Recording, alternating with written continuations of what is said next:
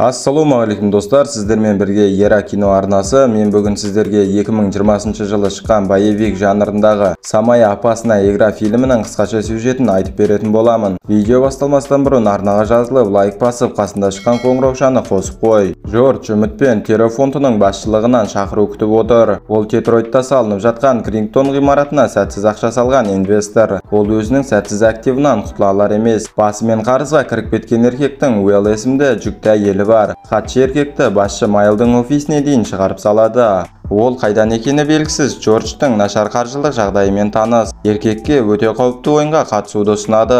Нағыз шынайы аңшылыққа Джордж құрбан ретінде қатысуы керек. Еркек алғашында бас тартқан, алайда Майлз оны сендіре алды. Ойынға үлкен ақшалай ұтыс тігілетін болады деп. Осы оқиғадан бірнеше күн алдын Джордж әдеттегідей өзінің таңғы жүгірумен айналысады. Бірақ белгісіз себептермен Джорджты бас ауруы қинайтын болды. Үйінде кезекті бас ауырған жігіт қолындағы затын түсіріп алады. Нашар қаржылық жағдайларға қарамастан Уэлл күйеуін қолдап, оларда бәрі жақсы болып кететініне сенеді. Кешке таман екеуі Джорджтың ең жақын досы Лугерге тиісті барға барады.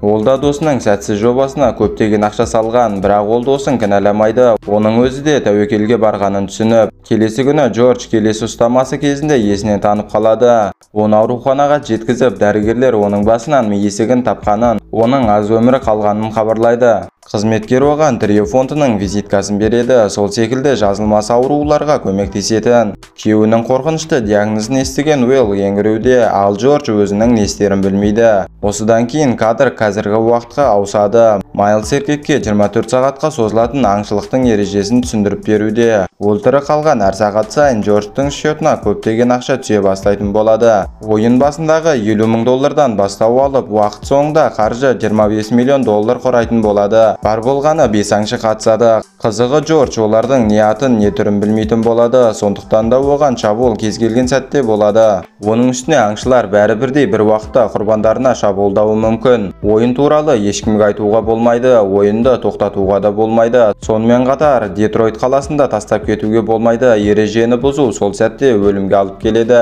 Еркектің өліміне қарамастан отбасы барлық ақшаға ие болады. Ойлануға бір күн алған Джордж өзінің толық салынып бітпеген ғимаратын арзан бағаға инвестор Джерри Пирсқа сатып көрмек. Бірақ еркекті сондай күдікті инвестиция қызықтырмайды. Ертесіне әйеліне Джерри Пирс оның ғимаратын сатып алғаны туралы өтірік айтып жүгіруге шығады. Ал өзі бұның орнына Майлзбен кафеде кездеседі. Джорджтың телефонын алып дәрісін қалдырады. Оның орнына аңшыларға әр 15 минут сайын оның орнын білдіріп отыратын басқа телефон береді. Ойын таңғы сағат 6-дан 46 кеткенде басталады. Құрбан дереу кафеден жүгіріп шығады, өйткені аңшылар оның қасында. Уэллдің таңғалысына орай күйеуінің шотына $50,000 түскенін көреді. Алғашында тәкаппар аңшы Нексон Джорджты әжетханада ұстап алды. Бірақ оны итеріп жіберген Джордж сауда орталығының ғимаратынан қашып шыға алды. Сол сәтте оны екінші аңшы Рейган ұстап алады. Ал әйелі Пирсонның күйеуінің ғимаратын сатып алмағанын біліп, Джорджтың басына қауіп төніп тұрғанын сезіп, Лугерге хабарласады. Маған көмектесші деген өтінішпен. Джорджтың артынан Майлздың көмекшісі Каннел жүгіріп жүреді. Аңшы мен құрбанның әрбір айқасының айғақтарын жойып жүру үшін. Бұл уақытта Майлздың өзі құрбанның қайда жүргенін әрдайым аңдып отырады. Нексон Рейганға шабуылдайды, өзі бірінші байқаған құрбанды жібергісі келмей. Бұл сәтті пайдаланып қалған Джордж алыс емес жердегі шіркеуге тығылады. Өзінің аз уақыты қалғанын түсінген Джордж діни қызметкермен өз күнәлары жайлы әңгімелесуде. Уэлл мен Лугер банкке келеді, Джорджтың шотына әр ақшаларды кім аударып жатқанын білу үшін. Бірақ менеджер оларға көмектесе алмайды. Күйеуінің қоңырауын ала алмаған соң полицейлерді шақырады, алайда олар оған іздеуді тек күйеуіңіз жоғалып кеткесін 24 сағат өткен соң сала аламыз дейді. Шіркеуде Джордж келушілерге шабуылдайды, бұл аңшылардың бірі шығар деп. Ал шындығында аңшы діни қызметкердің киімін киіп алған Картер. Аңшы оған балғамен шабуылдап, екеуі ауыр төбелеске түседі. Джордж оны кішкентай бөлмеге қамап қоя алды, алайда ол қырағылығын жоғалта бергенде Картер оның аяғын балғамен жаралайды. Коннелл орын алып жатқан жайтқа араласуға құқығы жоқ, ол тек болып жатқан жағдайларды бастығына жеткізіп отырады.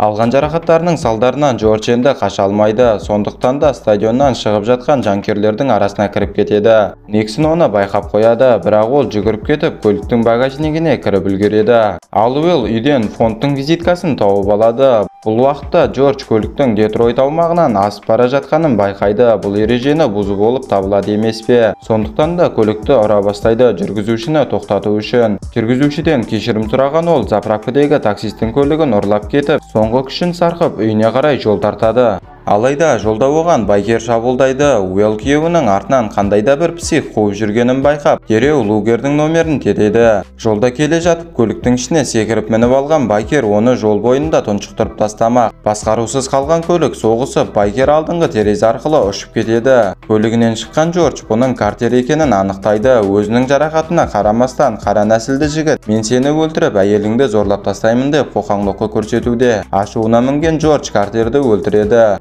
Оқиға орын алған жерді аңшының мәйітінен тазалаған Каннелл орын алған жағдайда бастығына жеткізеді. Визиткадағы көрсетілген мекен-жай бойынша келген Уэлл таңқалыспен Трев фонтының кеңсесі болу керек жерде бос кеңсені көреді. Риганнан қашамын деген Джордж экскурсия жасайтын кемеге отырып алып, бұл жерде кезекті аңшы Кеннедиді кездестіреді. Қыз төбелесу өнерінің шебері.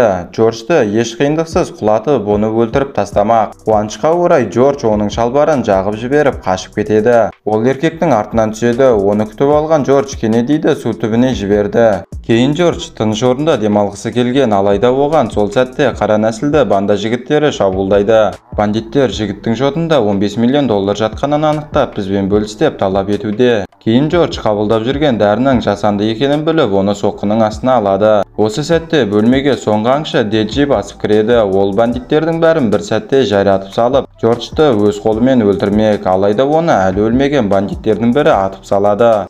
Бөлмеге кіріп келген Каннелл тазалау керек біраз зат бар екенін көреді. Джордж ол жерден қашып шыға алды, алайда оның артынан Нексон түсіп алады. Одан қашып ол алдын тексерілген ауруханаға барады. Дәрінің расымен де жасанды екенін тексеру үшін. Медбике оның дәрісінің жасанды екенін растайды. Ал оған тексеру жүргізген бөлімшенің жабылып қалғанына біраз уақыт болған. Ол дереу Майлстың телефонын тереді. Сөйтсе оның бәрін әдейі істеп, оны ойынға қатысуға мәжбүр қылған екен. Яғни оған өтірік мейісігі диагнозын қойған. Майлс сенде ешқандай мейісігі жоқ деп, ал өзің сезіп жүрген бас ауруы $50 мың саған салуға келіскен Лугер досың берген дәріден екенін айтады. Алайда ашылған шындықтарға қарамастан ойын жалғасады. Дереу әйеліне хабарласып, миында ешқандай да ісік жоқ екенін айтып, Лугерден ары бол деп ескертеді. Уэлл үйден шығып қашып бара жатқанда оны полицейлердің киімін киіп алған Майлстың адамдары ұрлап кетті.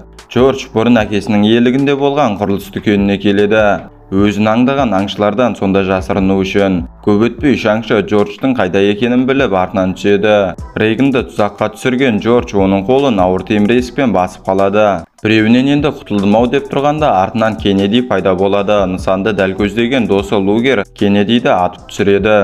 Джордж досының өзінен белгісіз себептермен қашып кеткен соң, досының өзіне таныс жерде тығылатынын жақсы біліп, сонда жүгіріп келген. Сен мені уламақшы екенсің деген айыбына Лугер бұның өтірік екенін, ол өзінің досын улауға ешқашан батылы бармайтынын айтады. Екеуі ғимараттан шығып, Джордж Риганды өлтіретін жарылысты ұйымдастырады. Ал Нексон тірі қала алды. Каннелл қылмыс орнын тазалауға келгенде оның нысанын алған Джордж Майлстың жұбайын өзінің ғимараты Керрингтонда тұтқында ұстап отырғанын мойындатуға мәжбүрлейді. Сонда келген еркек әйелін босатып алды. Пайда болған Нексон құрбанын ғимарат басына дейін қуып, Джордж төменге қарай құлап кете жаздайды. Нексон оны өлтірейін деп жатқанда, алайда атып келе жатқан таңды көріп, мәдениетті түрде Джорджға көтерілуге көмектеседі. Өйткені ойын басталғаннан бері бір күн өткен болатын. Нексон оны ойында жеңімпаз болғанымен және $25 миллион ие болғанымен құттықтайды. Ал Майлс бұл уақытта өзінің жаңа ойынының жаңа құрбанын ойлап отыр.